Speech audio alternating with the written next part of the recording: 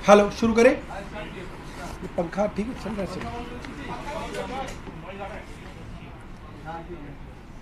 Hello hello, नमस्कार दोस्तों। कल के एलजी साहब के प्रकरण के बाद हमें महसूस हुआ कि एलजी साहब को दिल्ली सरकार क्या क्या काम कर रही है, दिल्ली के चुने हुए मुख्यमंत्री अरविंद केजरीवाल जी किस किस आइडिया पे काम कर रहे हैं, किस किस विजन पे काम कर रहे हैं, किस किस टेक्नोलॉजिकल सॉल्यूशंस पे काम कर रहे हैं, इसको पता करने में खासी मुशक्क़त करनी पड़ती है। अलग अलग विभागों के छोटे छोटे अफसरों को बुला के उनसे पूछा जाता है कि बताइए अरविंद केजरीवाल आजकल क्या काम कर रहे हैं, कहाँ पे कोई नई चीज़ होने वाली है। और फिर एलजी साहब का प्रोग्राम बनाया जाता है कि एलजी साहब उस जगह पहुंच जाएं और वहाँ पे मीडिया के लोगों के साथ फ़ोटो वोटो खिंचा के कहें देखिए ये काम मैं करा रहा हूँ। उससे क्या है, दिल्ली सरकार का नुकसान हो रहा है। एक काम दिल्ली सरकार कर रही थी, एक काम तय समय पे ख़त्म होना था। एलजी साहब ने कल जहाँ गए सप्लीमेंट्री ड्रेन पे इतना दबाव बनाया अफसरों के ऊपर कि एलजी साहब आ रहे हैं, एलजी साहब आ रहे हैं, कहीं सौरभ भारद्वाज पहले ना आ जाए, एलजी साहब को जल्दी जाना है उससे, कहीं मुख्यमंत्री केजरीवाल जी ना आके इनॉग्रेट कर दें। तो जो फ्लोटिंग वेटलैंड बनाई गई जिसके अंदर बंबू यानी कि बांस की एक फ्लोटिंग वेटलैंड बनाई जाती है बांस का इस्तेमाल करके, और उसके अंदर तैरते हुए पौधे लगाए जाते हैं ताकि उन पौधों की जो जड़ होती है वो पानी के अंदर डूबी रहे और वो जो जड़ें हैं वो न्यूट्रिएंट्स के रूप में उस पानी के अंदर जो इम्प्योरिटी है उसको अपने अंदर एब्जॉर्ब कर लें और पानी को साफ कर दें। ये एक साइंटिफिक तरीका, एक वैज्ञानिक तरीका है। अब एलजी साहब की वजह से अफसरों ने वो पौधे प्लास्टिक की थैलियों समेत उस वेटलैंड में लगा दिए। एलजी साहब ने ट्वीट किया है, उनके ट्विटर के हैंडल को आप देखिएगा, उस फोटो को जूम करके देखिएगा, उसके अंदर जो काले रंग की थैलियां हैं उन पौधों के साथ जो है वो पानी में झूल रही हैं। वो पौधे भी मर जाएंगे, पानी और गंदा हो जाएगा क्योंकि उसकी मिट्टी और थैली जो है उस पानी में और उस नाले में जाएगी, और ये पैसे का भी नुकसान होगा और इससे कोई फायदा नहीं होगा। ये एक साइंटिफिक प्रोसेस था। तो हमें लगा एलजी साहब की थोड़ी हम मदद कर दें, हम बता देते हैं कि कहाँ कहाँ पे भी अरविंद केजरीवाल जी के प्रोजेक्ट चल रहे हैं, अच्छे चल रहे हैं, और एलजी साहब वहाँ जाएं और क्रेडिट ले लें। क्योंकि अरविंद केजरीवाल जी को तो हम तभी बुलाएंगे जब वो पूरा हो जाएगा काम। जब हम संतुष्ट हो जाएंगे काम पूरा हो गया तो केजरीवाल जी जाएंगे, एलजी साहब जाके थोड़ा फोटो वोटो खिंचा लें, क्रेडिट ले लें, हमें इसमें कोई दिक्कत नहीं है। मैं पूरी लिस्ट लाया हूं एलजी साहब के लिए। एक तो कुछ बस डिपो बन रहे हैं हमारे नरेला में, 10 एकड़ का बस डिपो बन रहा है, वहां एलजी साहब जाके रेबन वेबन काट सकते हैं। सावड़ा घेड़ा में, कापासेड़ा में, ईस्ट विनोद नगर में, यहाँ पे बस डिपो बन रहे हैं। एलजी साहब जाएं, हमारी योजना है, ट्रांसपोर्ट डिपार्टमेंट करने वाला है, वहाँ पे वो फाउंडेशन स्टोन ले कर सकते हैं, जाके नींव का पत्थर लगा दें, अपना नाम कर लें कि एलजी साहब करा रहे हैं, हमें कोई दिक्कत नहीं है, एलजी साहब वहाँ जा सकते हैं। 100 इलेक्ट्रिक बसें दिल्ली सरकार 1 महीने में शुरू करने वाली है, जिनको मोहल्ला बस कहा जाएगा। एलजी साहब जाएं, वो बसें अभी होंगी कहीं किसी डिपो में खड़ी होंगी, वहाँ पे उसको हरी झंडी दिखा दें, एलजी साहब को क्रेडिट मिल जाएगा, क्रेडिट ले लें, हमें कोई दिक्कत नहीं है उनके लिए।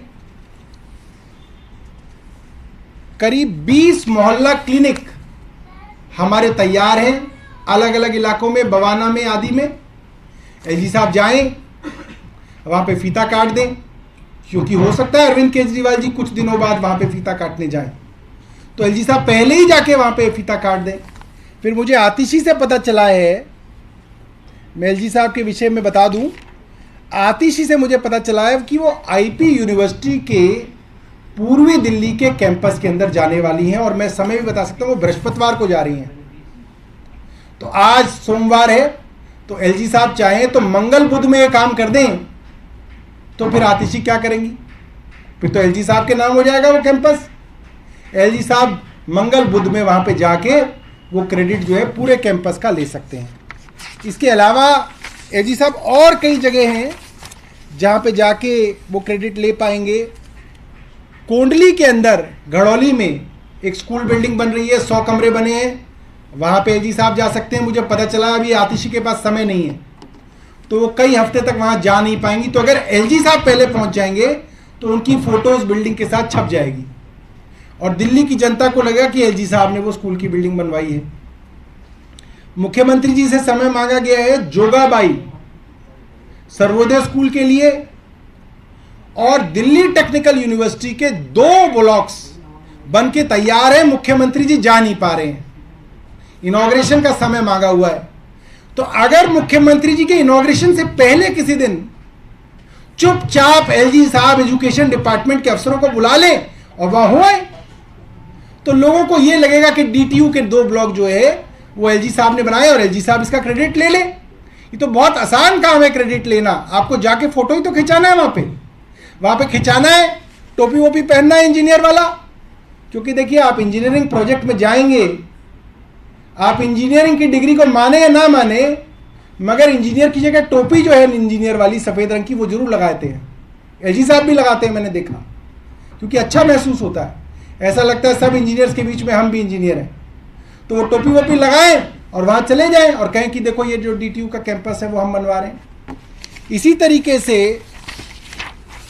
यमुना क्लीनिंग जो है, जिसके बारे में एलजी साहब कह रहे हैं कि वो 30 जून तक यमुना को क्लीन कर देंगे, वो यमुना तभी क्लीन होगी जब हमारे सीवर ट्रीटमेंट प्लांट, जिनका काम अरविंद केजरीवाल जी करा रहे हैं, वो पूरे होंगे।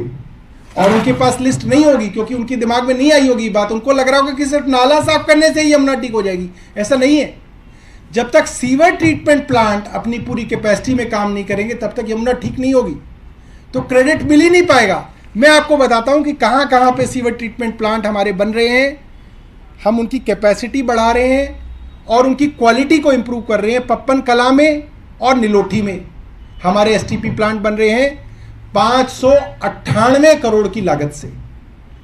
ये अरविंद केजरीवाल जी के बजट में इसका प्रावधान था। ये काम चल रहा है। एलजी साहब वहां जाएं तो वो दिल्ली वालों को कम से कम ऐसा महसूस करा सकते हैं कि देखिए एलजी साहब जो है इतने बड़े बड़े प्रोजेक्ट्स करा रहे हैं।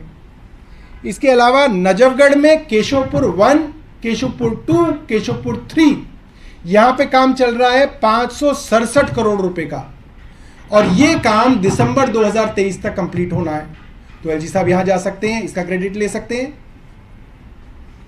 पैकेज 3 है रोहिणी नरेला कोरोनेशन पिलर के अंदर 481 करोड़ का काम हम लोग करा रहे हैं। मुख्यमंत्री अरविंद केजरीवाल जी ने इसका बजट दिया है। दिसंबर 2023 इसकी डेडलाइन है। एलजी साहब जाएं, फोटो खिंचाएं, मीडिया को ले जाएं, अफसरों को ले जाएं। अब अफसरों की बेचारों की इतनी हिम्मत कोई ना है कि सीईओ का जल बोर्ड वहां पे ये बात कहे कि ये काम तो बोर्ड ने पास किया है, बोर्ड के चेयरमैन, डिप्टी चेयरमैन और विधायकों ने बैठ के इसको पास किया है, पैसा जो है दिल्ली सरकार ने बजट में दिया है। सीईओ कहां कह पाएंगे ये बात एलजी के सामने? सीईओ ये बात कहेंगे, एलजी उनको अगले दिन हटा देंगे। तो वहां पे उन बेचारे अफसरों को ले जाएं। एलजी साहब जैसे ही कहेंगे, अफसरों की पूरी फौज सुबह से वहां पे तैयार रहेगी। वहां जाएं, थोड़ा ऐसे करें, ये हो रहा है, ये हो रहा है, ये हो रहा है, ये हो रहा है, और जो है उसका क्रेडिट लें। तो आज हम एलजी साहब को इन सभी कामों के लिए निमंत्रण दे रहे हैं, और ये लिस्ट में बीच बीच में आके बताता रहूंगा कि क्या क्या काम जो है और दिल्ली सरकार जो है करने वाली है। पिछले कुछ दिनों पहले एलजी साहब ईस्ट दिल्ली के अंदर संजय लेक पे गए और अखबारों के अंदर बड़ी बड़ी खबर छपी कि एलजी ने संजय लेक पे दौरा किया और कहा कि अब ये कुछ ही दिनों के अंदर यहां पे एक जीवित लेक हो जाएगी, क्योंकि वो काम दिल्ली जल बोर्ड पिछले 1 साल से कर रहा है। और वो संजय लेक का काम जो है वो 51 एकड़ लेक हम बना रहे हैं और उसके अंदर सीवर ट्रीटमेंट प्लांट का साफ पानी हम वहां पे भरेंगे। ये दिल्ली जल बोर्ड की योजना है। तो एलजी साहब को बताना चाहता हूं, हम संजय लेक तक तो गए, स्मृति वन भूल गए। वहीं डीडीए का एक और स्मृति वन भी है उसमें भी दिल्ली जल बोर्ड काम कर रहा है। वहाँ पे भी उसी तरीके से हम लोग ज़मीन एक्सकेवेट करके एक लेक बना रहे हैं, उसके अंदर पानी भरा जाएगा और वो दिल्ली जल बोर्ड द्वारा जो काम करा जा रहा है, एलजी साहब चाहें, एलजी साहब के पास बहुत समय है, क्योंकि एलजी साहब को वो काम करवाना नहीं है, उसका प्रपोजल नहीं बनवाना, उसका टेंडर नहीं लगवाना, उसका बजट एस्टीमेट नहीं बनवाना, उसके बजट का प्रावधान नहीं कराना, उसमें कुछ नहीं करना। एलजी साहब को सिर्फ चलते हुए काम में जाके सिर्फ फोटो खिंचाना है। तो ये काम तो बहुत सरल है, बड़ा आसान है। हम लिस्ट दे रहे हैं, एलजी साहब जाएं और इन सब कामों का क्रेडिट ले लें। हम जो है उनको इनवाइट कर रहे हैं और आप मीडिया वालों को भी कह रहे हैं कि आप खूब जाइए उनके यहाँ और उनको क्रेडिट लेने के अंदर मदद कीजिए। बहुत बहुत धन्यवाद। लेकिन इस मामले में जैसे अधिकारी सारे उनके साथ जाते हैं तो आपको नहीं लगता कि ये सारी सब काम में तेजी आती है जैसा उनका कहना है? हम बता तो रहे तेजी आती है, क्यों नहीं आती है? अरे भाई, फ्लोटिंग वेटलैंड में पॉलिथीन सहित उन्होंने 1000 पौधे लगा दिए। आप उसको जूम करके तो देखिए, नीचे काले रंग की प्लास्टिक की थैली है, उसके अंदर मिट्टी भरी हुई है, उसके अंदर वो पौधा जो है नाले के अंदर तैर रहा है। ऐसा काम करा रहे हैं एलजी साहब, क्योंकि एलजी साहब को पता ही नहीं है ना कि ये काम क्यों कराया जा रहा था, इसके पीछे क्या साइंटिफिक प्रोसेस था, क्या डिस्कशन हुई, क्या उससे उपलब्ध होगा, उनको मालूम ही नहीं है। तो ज़बरदस्ती अफसरों के ऊपर दबाव बनाया जाता है कि आप करिए, नहीं तो किसी ना किसी कारण पे आप अफसर को सस्पेंड कर देंगे। ये आपके हाथ में है, आपको अच्छा लगे तो आप कह देंगे ठीक है, आपको बुरा लगे तो आप कह देंगे सस्पेंड कर दो इसके अंदर अफसर। ये तो एलजी साहब जो है सर्विसेज जो है होने का फ़ायदा उठा रहे हैं कि सारे जो ट्रांसफ़र हैं, पोस्टिंग है, सस्पेंशन है, ये सब एलजी साहब के पास है, इसका फ़ायदा उठा रहे हैं, इसलिए सब जो है काम जो है इस तरीके से करा रहे हैं। और ये जल्दबाजी के जो काम करा रहे हैं, मैं आपको आज ऑन रिकॉर्ड बता रहा हूँ, एज ए मिनिस्टर बता रहा हूँ ये बात, इस जल्दबाजी के काम में कई सारे काम गैरकानूनी भी हो रहे हैं और बड़े काम गैरकानूनी हो रहे हैं। और जब अफसरों से पूछताछ की जाएगी तो अफसर बताएंगे कि किसके दबाव में गैरकानूनी काम हो रहे हैं। उसके सबूत हमारे पास हैं, कुछ तो मेरे डिपार्टमेंट्स में भी मेरे पास सबूत हैं उसके। किस तरह की गैरकानूनी काम आएगा, वो आएगा, उसका हम लोग कागज इकट्ठे कर रहे हैं, वो सब भी आएगा सामने आपके। इसके अलावा आज आप लोग अभियान चला रहे हैं कि डिग्री दिखाओ अभियान, उस अभियान में आज आप लोग डिग्री दिखाने जी, कल आतिशी जी ने डिग्री दिखाई और उसके बाद एलजी साहब ने तो यही कह दिया कि डिग्री क्या होता है, ये तो पैसे खर्च करने की रसीद होती है। तो एलजी साहब तो पहली डिग्री पे ही मान गए कि डिग्री विग्री की कोई जो है आवश्यकता नहीं है। मोटे तौर पे उन्होंने मान लिया कि प्रधानमंत्री जी के पास अगर डिग्री नहीं भी है तो भी इससे कोई फर्क नहीं पड़ता, तो ये तो उन्होंने माना। मगर मुझे ये नहीं पता कि ये पैसे खर्च करके डिग्री कहाँ पे मिलती है, ये एलजी साहब बताएंगे हमें, क्योंकि हम तो ये मानते थे कि एग्ज़ाम देने पे डिग्री मिलती है, और अगर पैसे खर्च करने पे डिग्री मिलती है तो वही तो पूरा का पूरा विवाद है कि कहाँ पे पैसा खर्च करके किस मंत्री, मुख्यमंत्री और प्रधानमंत्री ने जो है इस डिग्री का जुगाड़ किया था। और इसीलिए तो नहीं कि यूनिवर्सिटियां घबरा रही हैं कि इस डिग्री की डिटेल कहाँ से बताएं, क्योंकि पैसे खर्च करके वो डिग्री उपलब्ध कराई गई है, जैसा एलजी साहब ने बताया है। और कोई आज हमारी तरफ से जो है कोई ना कोई हमारे जो है वरिष्ठ नेता जो है अपनी डिग्री लेके आप मीडिया वालों के सामने जो है उपस्थित होंगे और उनकी डिग्री देखना आप डिग्री का मुद्दा उठा रहे हैं, लेकिन इसमें पार्टियों की अलग-अलग राय सामने आ रही है। शरद पवार की बात करें तो उनका बयान है कि किसी का अपना राजनीतिक मुद्दा हो सकता है। देखिए, शरद